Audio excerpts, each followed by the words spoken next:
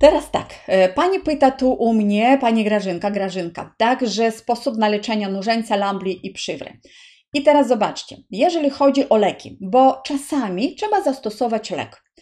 Ja ogólnie uważam, że są sytuacje, kiedy lek jest konieczny, a są sytuacje, które można poradzić sobie ziołami. Jeżeli chcemy zastosować lek, który jest dość skuteczny, bardzo krótko go się stosuje i rzeczywiście w dużej inwazji pasożytniczej lub kiedy nie ma możliwości stosowania ziół, zioła na pasożyty są dość gorzkie i czasami na przykład moi klienci mówią, nie da się dziecka przekonać, nie chce i koniec, to można zastosować taki lek. Na przykład Perantelum to jest lek bez recepty, albo może być w postaci tabletek, albo w postaci zawiesiny. Szczególnie on poleca się na owsiki. Można też próbować na glistę ludzką, ale na owsiki naprawdę jest skuteczny. Jeżeli chodzi o mechanizm działania leków, on też jest różny i tu też trzeba na to zwracać uwagę. Niektóre leki działają w ten sposób, że one blokują przewodnictwo tak zwane nerwowo-mięśniowe. Można powiedzieć tak, paraliżują tego pasożyta na chwilę, ale lek nie działa wiecznie, on ma określony czas działania. Sparaliżowany pasożyt nie jest w stanie się przyczepić do ścianki naszych jelit, a to znaczy, że w procesie wypróżniania my go bardzo ładnie wydalimy.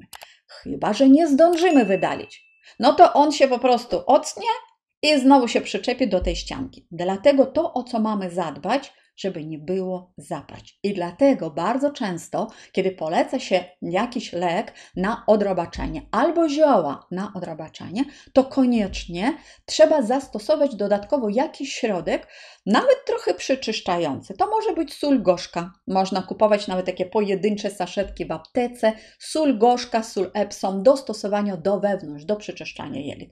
Osoby dorosłe mogą olej rycynowy zastosować.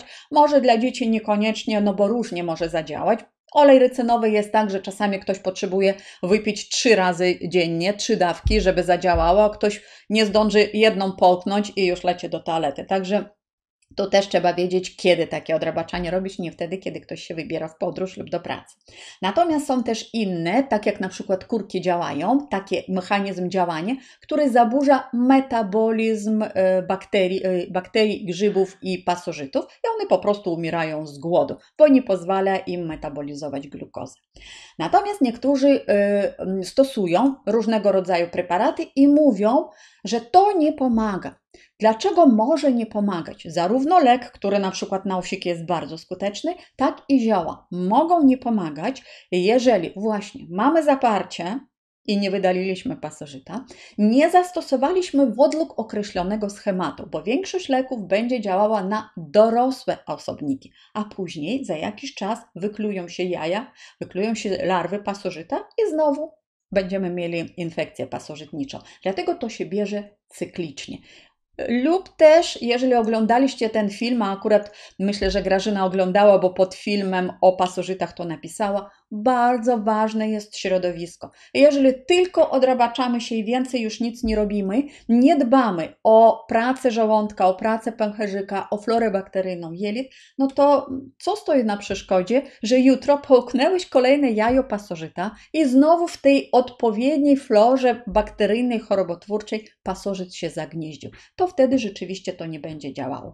Natomiast jeżeli mówić konkretnie i kogoś z Państwa interesuje, to na przykład na przywrę, jeżeli chodzi o zioła, to komosa piżmowa i piołun są bardzo skuteczne. Natomiast jest też lek. Lek się nazywa tinidazol. On niszczy pasożyta, on go po prostu zabija, dlatego też jest bardzo skuteczny, ale ten lek jest na receptę. I może i dobrze, bo każdy lek ma swoje skutki uboczne. Natomiast niektóre osoby podejrzewają, że na przykład mają przywrę lub lamblię, a nie wiedzą na 100%. W jednym z nagrań, w filmie, ja mówiłam, jak zrobić diagnostykę. Diagnostyka skału może jest mało skuteczna, no chyba że będziemy regularnie pobierać te próbki kału, regularnie nawet obserwować i zauważymy jaja pasożytów lub czasami nawet pasożyta, to bardzo skutecznym badaniem jest badanie tak zwane serologiczne, badanie z krwi. Problem jest tylko w tym, że nie da się pójść do laboratorium i powiedzieć: zróbcie mi badanie z krwi na pasożyty, bo zadadzą Wam pytanie, na jakiego pasożyta chce Pani zrobić, czy Pan chce zrobić badanie. Bo każdy pasożyt, jakby odpowiedź naszego organizmu na to, że jest pasożyt w organizmie w naszym, no to jest produkcja przeciwciał. I te przeciwciała będą różne w zależności od tego, jaki jest pasożyt. I w tych testach serologicznych musimy po prostu wiedzieć, czego szukamy. Natomiast jak podejrzewamy, że są przywry, po prostu mówimy, chcę zrobić badania na przywrę, badanie krwi. I wtedy, jeżeli to się potwierdzi w badaniu, z takim badaniem, jak przyjdziecie do lekarza, nie będzie problemu, żeby dostać receptę. Natomiast na nużęce też Grażyna pyta. Jeżeli chodzi o nużęce, szczególnie które atakują nam skórę na twarzy najczęściej, skórę głowy, w oku mogą być, no to się stosuje okłady z solą, okłady z ziół, o których już mówiliśmy. Wszystkie zioła, które działają antypasożytniczo, mogą być stosowane. Czy to będą krople i okłady do oka, czy to będą okłady na twarz, jak najbardziej, i maści z siarką. Tak samo jak suplementy z siarką, to też będą bardzo skutecznie na nas działały, także warto je stosować, jeżeli ktoś ma tak samo jak suplementy z krzemem, żeby pozbyć się pasożytów jelitowych. Tu ogólnie można byłoby bardzo dużo o każdym pasożycie mówić, ale szanowni Państwo, mam na kanale już całą playlistę wideo na temat różnego rodzaju pasożytów i co trzeba zrobić, co na glizdę, co na owsiki, jakie leki, jakie zioła. Także jeżeli konkretnie poszukujecie odpowiedzi, to teraz Wam link wrzucam, no całą playlistę widzicie już jest, też możecie kliknąć, wszystkie filmy naraz Wam się otworzą i sobie poprzeglądacie albo wszystkie po kolei, albo wybierzecie akurat te, które będą Was interesować.